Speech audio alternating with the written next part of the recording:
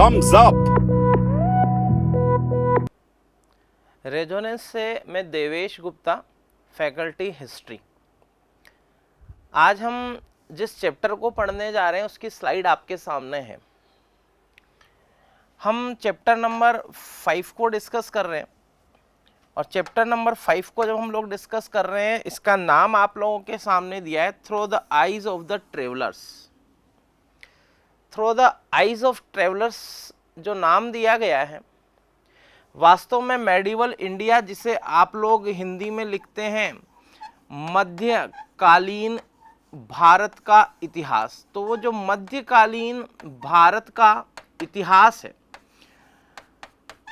उस समय की चर्चाएं यहाँ पर की गई है। तो चैप्टर्स के नाम एनसीईआरटी क्लास 12 हिस्ट्री की बुक में जो भी दिए गए हैं, अगर हम लोग इनको डेप्थ में स्टडी करते हैं तो आपको पता लगता है 3 पार्ट में डिवाइड है। एंशिएंट इंडिया, मेडाइवल इंडिया और मॉडर्न इंडिया।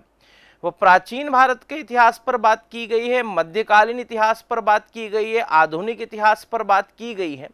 और यहाँ पर जो चर्चा की गई है ट्रेवलर्स के रूप में, तो इन्होंने हिंदी में जो चैप्टर का नाम दिया है उसे दिया है यात्रियों के नजरिए से।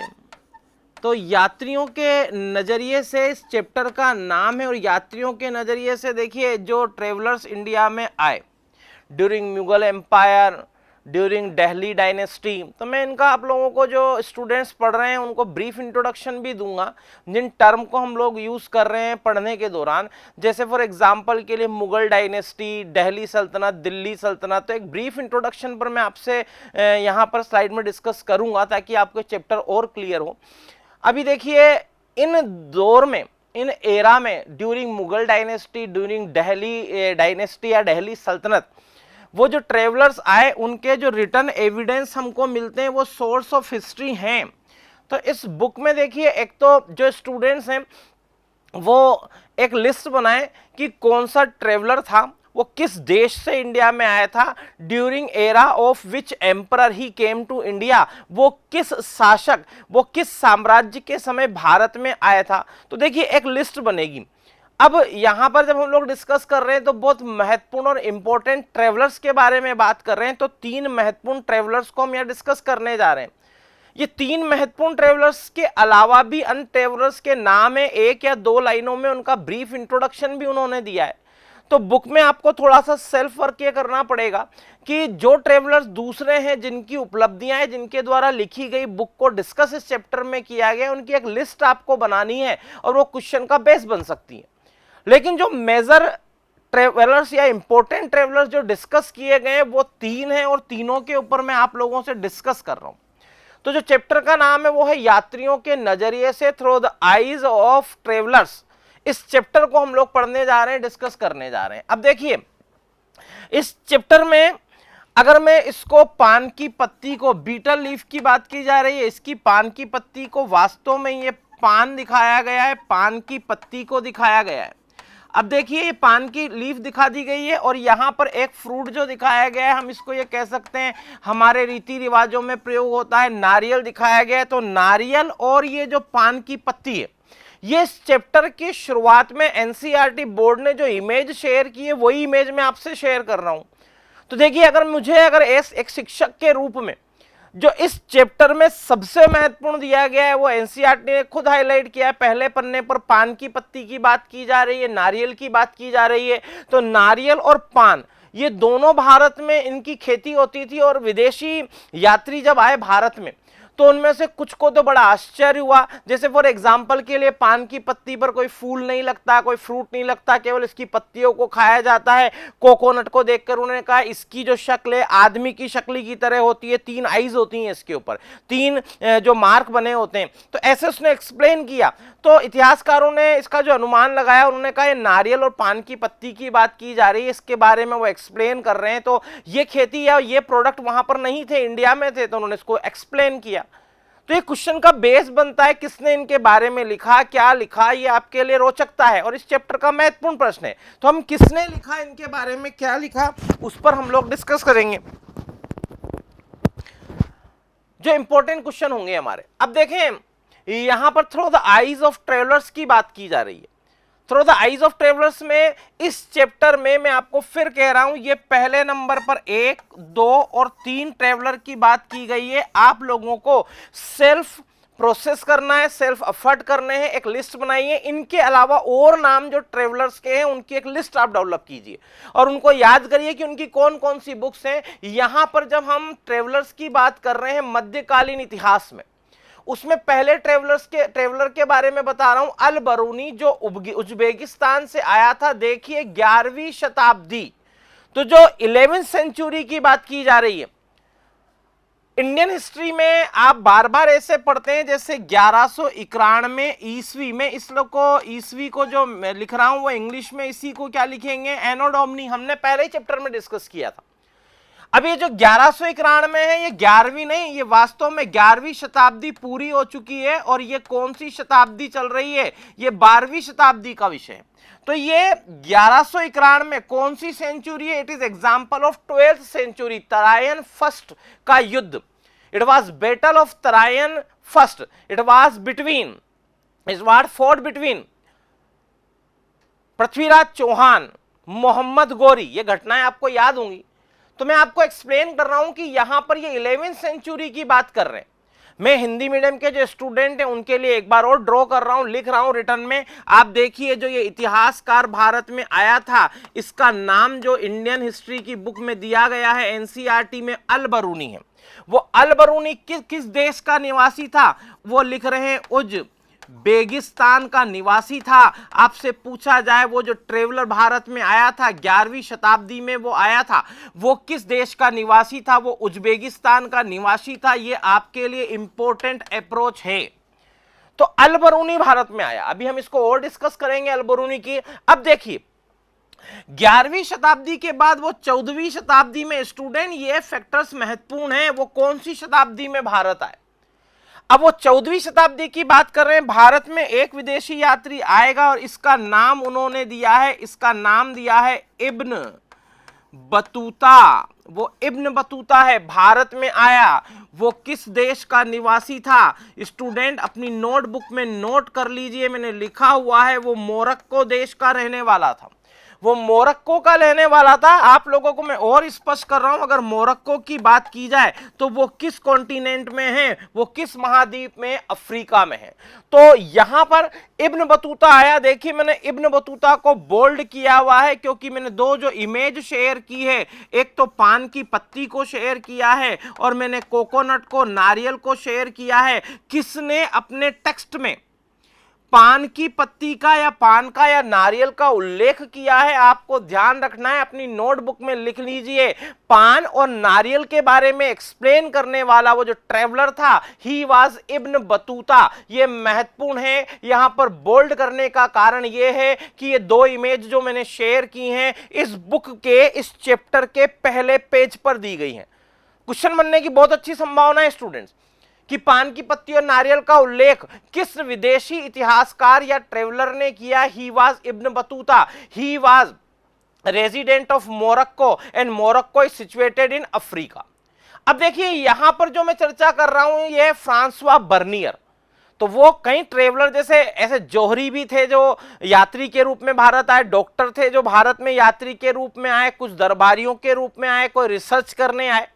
लेकिन यहां पर फ्रांसवा बर्नियर, अगर मैं आपसे क्वेश्चन बना दूं इन विदेशी यात्रियों में, इन फॉरेन ट्रेवलर्स में, बताइए कौन एक था जो पेशे से डॉक्टर था, जो पेशे से चिकित्सक था। He was Francois Bernier. वो जो फ्रांसवा बर्नियर है वो भारत में आया। इसका हम ब्रीफ इंट्रोडक्शन लेंगे, इनके बारे में पढ़ेंगे। बताइए वो किस देश का निवासी था। वो फ्रांस से भारत आया और कौन सी शताब्दी में भारत आया, 17वीं शताब्दी में। तो देखिए 11वीं शताब्दी, 14वीं शताब्दी, 17वीं शताब्दी, ये टाइम पीरियड आपको ध्यान रखना है। 11वीं शताब्दी में अल बरूनी आया था, 14वीं शताब्दी में इब्न बतूता आया था और 17वीं शताब्दी में फ्रांसवा बर्नियर भारत में आया था। ये तीन फैक्ट आपके लिए कॉम्पिटिटिव एग्जाम्स के लिए महत्वपूर्ण है। अब देखिए अगली स्लाइड पर जा रहे हैं, और जब हम अगली स्लाइड को डिस्कस कर रहे हैं स्टूडेंट, तो जो सबसे पहले मैं अल-बरूनी की स्लाइड डिस्कस करूंगा, इसके बाद इस चैप्टर का जो ब्रीफ है इब्न बतूता को डिस्कस करूंगा, और इसके बाद जो है फ्रांसवा बर्नियर को डिस्कस करूंगा। तो हम जिन विषयों को पढ़ने जा रहे हैं उससे पहले मैं थोड़ा सा एडिशनल एक्सप्लेन कर रहा हूं आपको, जिससे आपको चैप्टर और अच्छे से समझ में आएगा और हिस्ट्री के बेसिक्स क्लियर हो जाएंगे। तो मैं अगली एक स्लाइड क्रिएट कर रहा हूं जो उस पर आपको इंट्रोडक्शन देगा मेडिवल इंडिया के बारे में। अब देखिए मैं यहां पर दिल्ली डायनेस्टी को, वो जो दिल्ली डायनेस्टी थी उसको डिस्कस कर रहा हूं। जिन राजाओं ने, जिन एम्परर्स ने रूल किया, शासन किया दिल्ली पर, वो सब उनकी आइडेंटिटी बनी दिल्ली डायनेस्टी के नाम से।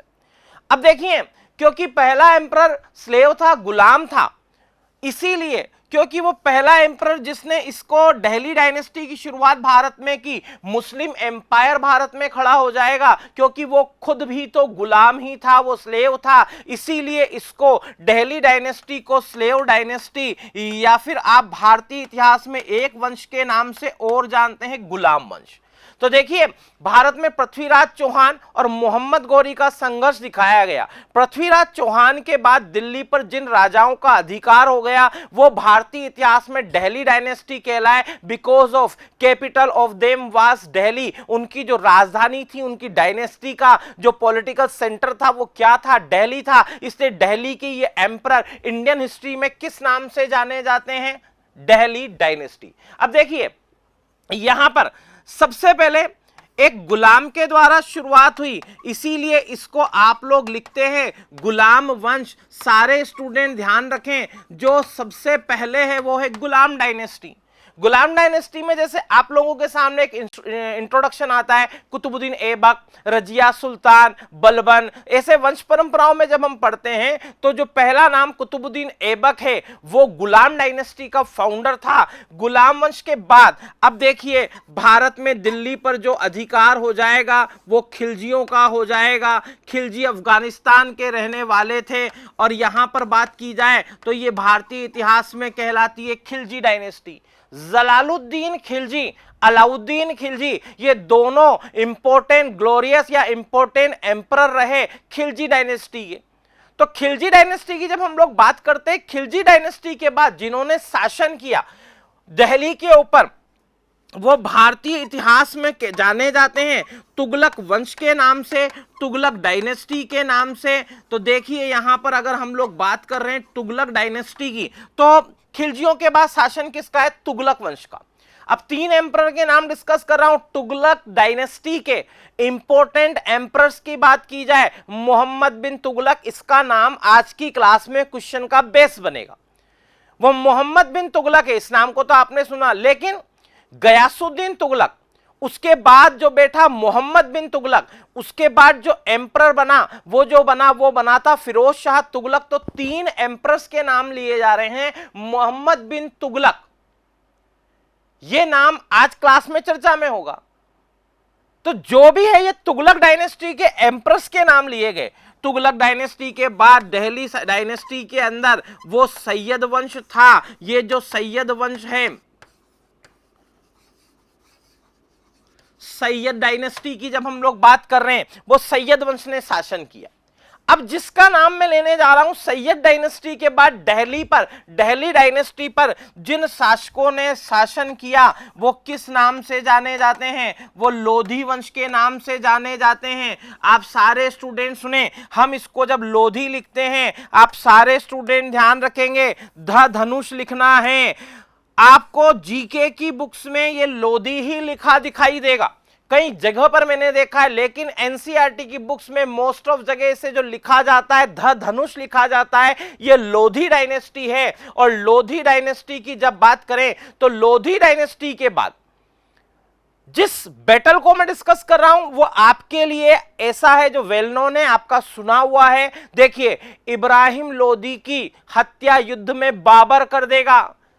वो तो मंगोल के लेने वाले थे, इब्राहिम लोदी हार जाएगा, तो लोधी डायनेस्टी का जो लास्ट एम्परर है वो हार जाएगा। और देखिए वो मंगोल के रहने वाले थे, इसीलिए भारत में अब बाबर जीत गया, वो मुगल डायनेस्टी शुरू होगी। तो मैं आप लोगों के सामने फिर अब नाम लिख रहा हूं, मध्यकालीन इतिहास में ये क्या था, इट वाज मुगल डायनेस्टी। मैंने आपको कहा इब्राहिम लोदी को हरा दिया जाएगा पानीपत के युद्ध में, तो जब इब्राहिम लोदी की डिफीट हो गई तो सबसे पहले he was founder of Mughal dynasty. आप सारे स्टूडेंट सुन लीजिए, वो बाबर था। He was son of Babur, yes बिल्कुल वो हुमायूं था। तो सारे स्टूडेंट सुनेंगे, मैं जो बात कर रहा हूं किसकी बात कर रहा हूं, हुमायूं की। बाबर का सन कौन था, देखो जीके का बहुत बेसिक क्वेश्चन है। बाबर का बेटा कौन था, हुमायूं। और हुमायूं के बेटे की बात की जाए, अकबर द ग्रेट, अकबर, अकबर महान। तो सारे स्टूडेंट सुन लीजिए, बदरुद्दीन अकबर। बदरुद्दीन का अरबी भाषा में अर्थ होता है फुल मून, पूरा चांद, पूर्णिमा के दिन जन्म हुआ अकबर का। अकबर द ग्रेट, अल्लाह अकबर, अल्लाह महान है, मीन ऑफ अकबर इज महान। तो अकबर का मीन क्या होता है, महान। अकबर द ग्रेट, आप कह रहे हैं अकबर द ग्रेट, वो हुमायूं का बेटा है। अकबर के बाद जो सिंहासन पर बैठेगा वो है जहांगीर। सलीम और अनारकली के बारे में आपने जो सुना, Salim was nickname, Salim was also name of Jahangir. Salim किसका नाम था, जहांगीर का ही नाम था। तो मुगल एम्परर में जहांगीर, और जहांगीर का जो सन था, मेरे सारे स्टूडेंट सुन लीजिए, अपनी नोटबुक में नोट कर लीजिए, वो कौन था, वो था शाहजहां। शाहजहां वो सन ऑफ जहांगीर है। तो शाहजहां की जब बात करते हैं मुगल एम्परर में, इसके समय का उत्तराधिकारी का युद्ध फेमस है, इसके बेटों के बीच में एक लड़ाई लड़ी जाएगी। तो शाहजहां को मैं हाईलाइट कर रहा हूं, इस बुक में क्वेश्चन का बेस बनेगा, इस चैप्टर में क्वेश्चन का बेस बनेगा। मैं शाहजहां को आपको हाईलाइट करूंगा आगे के चैप्टर्स में। वो जो शाहजहां के बेटे का नाम है उसी को तो इंडियन हिस्ट्री में लिखा जाता है औरंगजेब। तो मुगल वंश में जो औरंगजेब की बात की जाती है, उसी के समय के छत्रपति शिवाजी। औरंगजेब के बाद डिक्लाइन होता चला गया मुगल डायनेस्टी का, मुगल वंश का पतन होता चला गया। और for decline of Mughal dynasty most responsible person, most responsible king was Chhatrapati Shivaji. Maratha empire, Bharat में मराठाओं की पताका लहराएगी। तो देखिए मैंने आपको ये सब कुछ क्यों डिस्कस किया, या दिल्ली डायनेस्टी का ब्रीफ इंट्रोडक्शन आपको मिल जाए। इनके बाद जिन राजाओं ने शासन किया वो मुगल डायनेस्टी के नाम से जाने जाते हैं, और औरंगजेब के बाद कुछ मुगल वंश के शासक रहेंगे, कमजोर हो जाएंगे, लेकिन भारत में अब जिसकी विजय पताका लहराती है वो थे मराठा।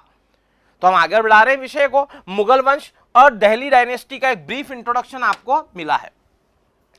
अब देखें जो मैंने डिस्कस किया है, अभी मैंने आप लोगों के साथ डिस्कस किया था वो अल बरूनी था। ये क्वेश्चन हम नोट कर चुके हैं। देखिए Al Biruni was born in 973 in Khwarazm. In present day it is in Uzbekistan. आपके लिए ख्वारिज्म उसका प्लेस ऑफ बर्थ है। आपसे पूछा जाए अल बरूनी का जन्म कहां पर हुआ था, ख्वारिज्म नामक स्थान पर हुआ था। जीके के एमसीक्यूज के रेफरेंस में Khwarezm is situated in which country present day, वर्तमान के दिनों में, वर्तमान में वो किस देश में है, Khwarezm is situated in Uzbekistan.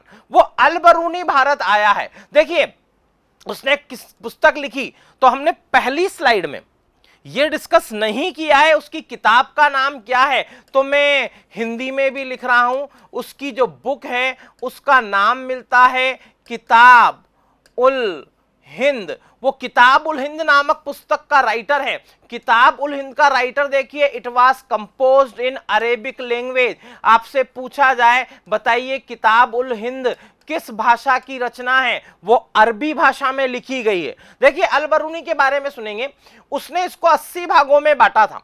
अब जो किताब उल हिंद पर वो लिख रहा है वो क्या क्या लिख रहा है, देखिए धर्म पर लिख रहा है, वो दर्शन पर लिख रहा है, वो यहाँ के उत्सव के बारे में लिख रहा है, खगोल शास्त्र के बारे में लिख रहा है, अल्केमी के बारे में। आप सारे स्टूडेंट सुन लीजिए, रसायन केमिस्ट्री के बारे में। इसे कहते हैं वैसे तो रस विद्या।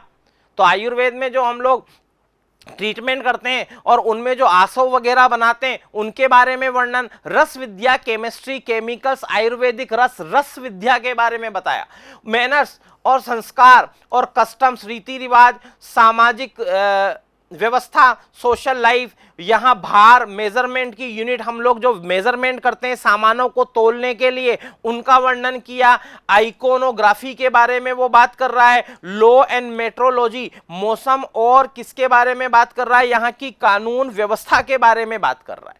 तो सारे स्टूडेंट सुनेंगे उसने जिन सब्जेक्ट पर डिस्कस किया, उसने रिटन एविडेंस में किताबुल हिंद किस पर बेस्ड है, बहुत सारे विषय को वो चर्चा में ला रहा है। यहां आप ध्यान रखिएगा, Kitabul Hind it was composed by Al Biruni, it was composed in Arabic language. आपके पॉइंट्स लिखते जाइए।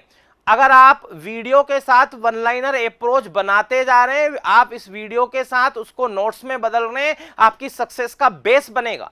जहां मैं कह रहा हूं इंपॉर्टेंट है उसे नोट कर लीजिए वन लाइनर में। अब देखिए, he was well versed in several languages में, वो कौन सा विदेशी यात्री, देखिए यहां पर एक से ज्यादा लैंग्वेजेस में यहां पर वो उनका ज्ञाता था। मैंने 4 लैंग्वेज, और हाँ बिल्कुल संस्कृत के बारे में भी वो जानता था, तो संस्कृत का भी उसको ज्ञान है, अरबी भाषा का उसको ज्ञान है, अरबी में तो किताबुल हिंद लिखी ही गई है, तो एक से ज्यादा भाषाओं का वो ज्ञाता था।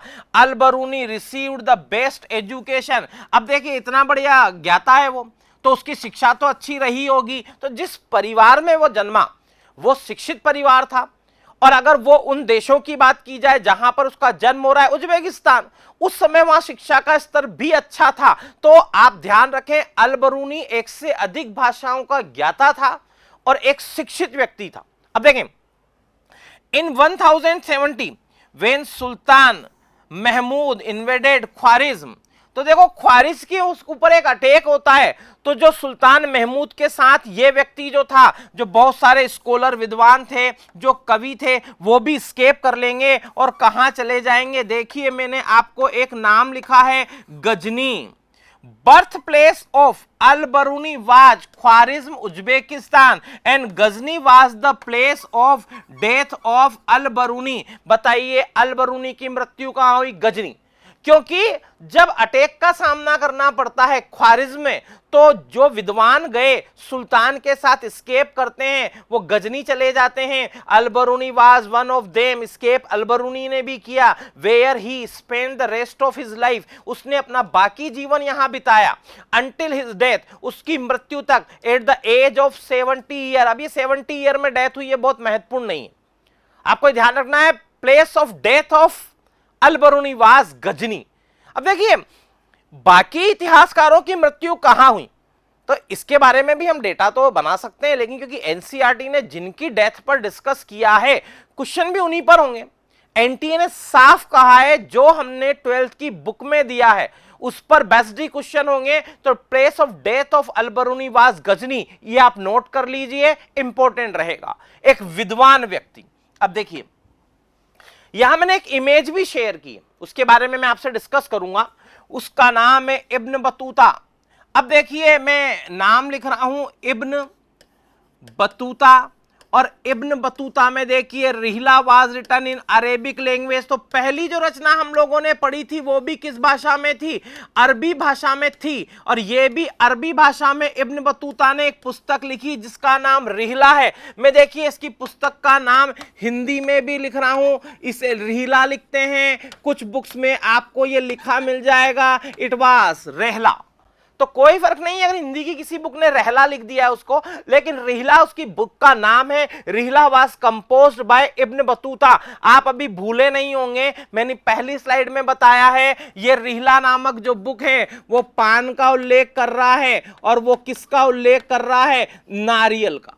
तो पान और नारियल के बारे में किस ट्रेवलर ने लिखा? वो इब्न बतूता ने लिखा। He was Moroccan traveller. अब सारे स्टूडेंट सुनेंगे, मैंने पहले ही बताया प्लेस ऑफ बर्थ, वो मोरक्को का निवासी, वहीं उसका जन्म हुआ था। He had expertise in Islamic religion, वो शरिया का ज्ञाता है। अब देखना, अगर मैं आपसे कहूं शरिया का ज्ञाता है, एक्सपर्ट ऑफ इस्लामिक लॉ, वो इस्लामिक नियमों को जानने वाला व्यक्ति है। आप देखिए इसको मैं आगे रिलेट कर रहा हूं और इसी चैप्टर में जब हम आगे रिलेट करेंगे काजी साहब और जज ऑफ दिल्ली अपॉइंट किया जाएगा क्योंकि वो इस्लामिक नियमों का ज्ञाता है।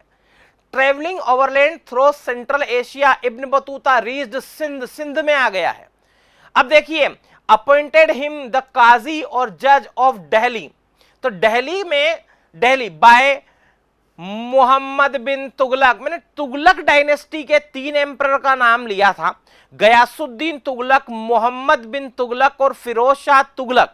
तो जो मोहम्मद बिन तुगलक है उसका नाम आपको यहां दिखाई दे रहा है। इब्न बतूता को दिल्ली का काजी या दिल्ली का जज किसने अपॉइंट किया? मोहम्मद बिन तुगलक। तो मोहम्मद बिन तुगलक को तो पागल बादशाह भी कहा जाता है।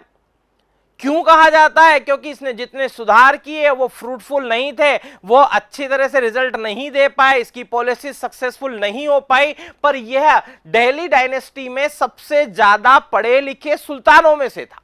तो किताबी ज्ञान तो था शायद, लेकिन व्यवहारिक ज्ञान की कमी रही, इसलिए पॉलिसी सक्सेस नहीं हुई और इसे इंडियन डायनेस्टी में कहा, इंडियन हिस्ट्री में कहा गया है पागल बादशाह। अब सारे स्टूडेंट सुनेंगे। He fell out of favour and was throw into prison. अब क्या होता है कि मोहम्मद बिन तुगलक से कहीं इसका विवाद हो जाता है, इसको जेल में डाल दिया जाता है और जब मोहम्मद बिन तुगलक और सुल्तान के विवाद सुलझ जाते हैं और कहीं वापस उनमें विचार मिलने लगते हैं, he was restored to imperial services, वो राजकीय सेवाओं में दोबारा ले लिया गया। अब सारे स्टूडेंट सुनेंगे कि कहीं विवाद हुआ, उसको जेल में भी डाला गया, फिर उसे वापस पद मिलेंगे। अब देखिए वो भारत में सिंध में आया है। अब देखिए उसने श्रीलंका की यात्रा की, मालाबार कोस्ट पर भी गया, मालाबार के तट पर गया, मालदीव में गया, देखो चाइना में भी वो गया, बंगाल में गया, आसाम में गया, सुमात्रा में गया, चाइनीज पोर्ट जैतून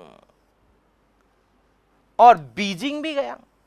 तो देखिए इब्न बतूता की बात की जाए तो बहुत सारे जगहों पर उसने यात्राएं की। आप सारे स्टूडेंट ध्यान रखेंगे, ये एनसीईआरटी ने विशेष रूप से दिया है। वो जैतून जो चाइना का बंदरगाह था, नाउ नोन एज क्वांगजू। सारे स्टूडेंट सुने, क्वांगजू ये टर्म मैंने आपको हाईलाइट कर दी है। अगर जैतून पोर्ट किस कंट्री में सिचुएटेड था? It was in China. At present जैतून पोर्ट इज नोन एज क्वांगजू। ये नोट कर लीजिए आप, स्पेलिंग आपके सामने लिखी हुई है। तो इतने देशों की उसने यात्राएं की और इब्न बतूता लिखता है He was attacked by the bands of robbers। उसे एक से ज्यादा बार रास्ते में जब वो चलते थे, यात्राएं करते थे, तो भारत में उसे एक से ज्यादा बार डाकुओं का सामना करना पड़ा। डाकुओं के द्वारा लूटपाट की गई। Robbers attacking the travellers. Mughal painting, तो मुगल काल में जो पेंटिंग बनाई गई वो पेंटिंग हमारे लिए इतिहास के स्रोत बनते हैं। इसमें डकैतों को दिखाया गया है, जो ये जो यात्री यात्राएं कर रहे हैं। ये देखिए कहीं ना कहीं यहां पर ये जो दिखाए गए हैं, जंगलों से निकलकर या सुनसान इलाके से निकलकर ये डकैत हमला कर रहे हैं। तो कुल मिलाकर आपके लिए, क्योंकि एक पेंटिंग भी दी गई है, फॉलोइंग में से विच ट्रेवलर, किस ट्रेवलर को अटैक ऑफ रॉबर्स फेस करना पड़ा, डाकुओं के अटैक का सामना करना पड़ा? He was Ibn Battuta. और इसके एविडेंस के रूप में एक मुगल पेंटिंग एनसीईआरटी ने शेयर की है, जो मैंने आपके सामने यहां प्रेजेंट की है। तो डाकुओं का सामना किसे करना पड़ा? इब्न बतूता को करना पड़ा। मोरक्को का यात्री है, अरबी भाषा में लिखकर गया रहला, किताब उल हिंद, इससे पहले हमने डिस्कस की। अब हम बात कर रहे हैं किसकी? रिहला की। अब देखें वो फ्रांसवा बर्नियर है, मैं हिंदी में भी नाम लिख देता हूं, इसको लिखा जाता है फ्रांसवा बर्नियर। और फ्रांसवा बर्नियर जिस देश का रहने वाला था वो कौन सी जगह है? फ्रांस। तो देखिए फ्रांसवा बर्नियर ए फ्रेंचमैन, मैंने लिखा है ना, फ्रांस का रहने वाला है। वो फ्रांसवा बर्नियर जो फ्रांस का रहने वाला था, डॉक्टर था। मैंने तो पहले ही स्लाइड में आप लोगों के साथ ये डिस्कस किया है। ही वाज डॉक्टर, वो चिकित्सक था। फॉलोइंग में कौन सा ट्रेवलर? एक डॉक्टर था, यस, फ्रांसवा बर्नियर एक डॉक्टर था, पॉलिटिकल फिलोसोफर, हिस्टोरियन। तो वो पॉलिटिशियन था या राजनीति का विशेषज्ञ था, वो दार्शनिक था, वो इतिहासकार था, हाँ, सबसे महत्वपूर्ण है ही वाज डॉक्टर। तो एक से ज्यादा क्षेत्रों का वो एक्सपर्ट है, वो चिकित्सक है, वो डॉक्टर है, वो चिकित्सक फ्रांसवा बर्नियर फ्रांस से भारत आया। He was closely associated with eldest son of emperor Shahjahan. मैंने आपको मुगल डायनेस्टी का जब परिचय दिया, उस स्लाइड को आप देखिए, मैंने वहां पर लिखा है मुगल डायनेस्टी में एक एम्परर का नाम है शाहजहां, और शाहजहां के जो बेटे का नाम मिलता है वो क्या मिलता है? औरंगजेब। तो इतिहास में शाहजहां के बेटों में उत्तराधिकार का युद्ध हुआ।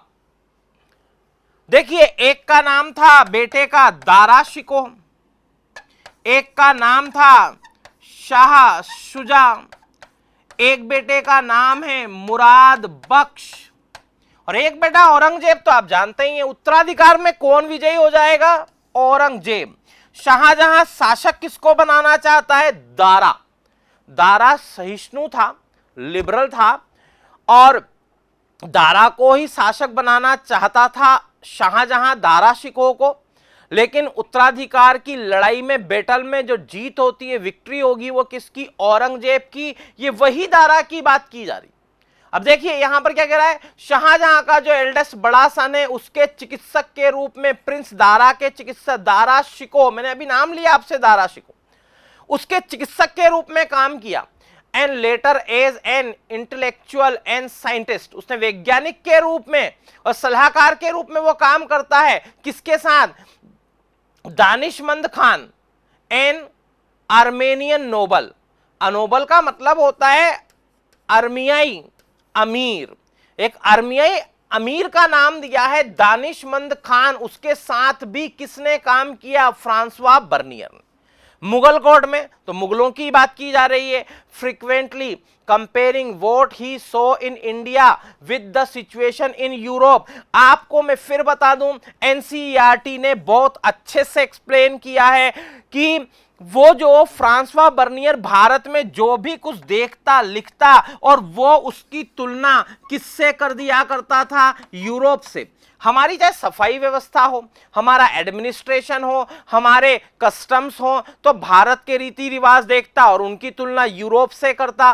फॉलोइंग में कौन सा ट्रेवलर है जो इंडिया की सिचुएशन, इंडिया की स्थितियों को कंपेयर करता था यूरोप से? He was Francois Bernier. ये इंपॉर्टेंट लाइन आप नोट कर लीजिए, एनसीईआरटी ने अच्छे से हाईलाइट किया। अब देखें, he dedicated his major writing to Louis 14 king of France. उसने अपना जितना भी रिटर्न वर्क यहां किया, बताइए उसने सारा रिटर्न वर्क किसको डेडिकेट किया, किसको समर्पित किया? वो फ्रांस के सम्राट लुई 14वें थे जिनको उसने अपना कार्य समर्पित किया। अब देखिए, ये पूरा जो चैप्टर है स्टूडेंट, उनका मैंने ब्रीफ 3 इंपॉर्टेंट ट्रेवलर्स के रूप में आपको यहां पर दिया है, और बहुत सारे क्वेश्चन आपके सॉल्व होंगे इससे। नोट्स बना लीजिए बस। आगामी परीक्षाओं के लिए आपको बहुत बहुत शुभकामनाएं।